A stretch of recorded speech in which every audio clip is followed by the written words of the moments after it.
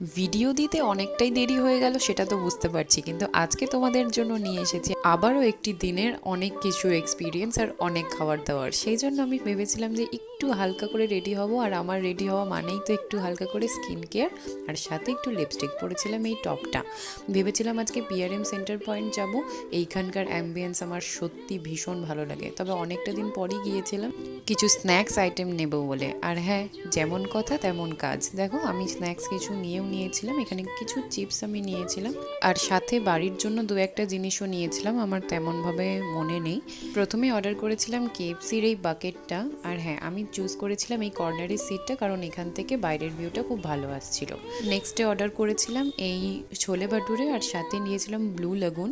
তো আমি লাইফে ফার্স্ট টাইম এটা ছোলে ভাটুরে ট্রাই করছিলাম, আর সত্যি বলতে তোমরাও ট্রাই করতে পারো, মারাত্মকভাবে খেতে ভালো ছিল, মারাত্মকভাবে খেতে ভালো ছিল, আমার খুব খুব খুব এখানে ভালো লেগেছে খেতে।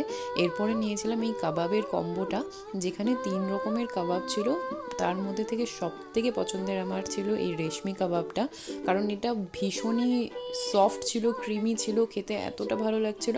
তবে বাকি দুটো অনেকটাই ভালো ছিল। আর সাথে আমি নেক্সট নিয়েছিলাম যে এই আইসক্রিমটা, তবে আইসক্রিমটা নিয়ে আমার খুব বেকার লেগেছিল, কারণ আমার মনে হয়েছিল এতটুকু একটা আইসক্রিম 105 টাকা দাম। আমি ভেবেছিলাম ফ্রুটের নাট লোডেড নাম ছিল বলে আমি ভেবেছিলাম অনেকটাই হয়তো ড্রাই ফ্রুটস বাগেরা থাকবে, বাট এতটুকু একটা কাপের দাম 105 টাকা একদমই ঠিক ছিল না, আর টেস্টটাও একদমই ভালো ছিল না। পুরোপুরি আমার ভীষণ বাজে লেগেছিল এটার এক্সপিরিয়েন্সটা, আর তো আমি কোনোদিনও এখান থেকে নেবই না আইসক্রিম। চলো আজকের মতো টাটা, দেখা হচ্ছে নেক্সট ব্লগে।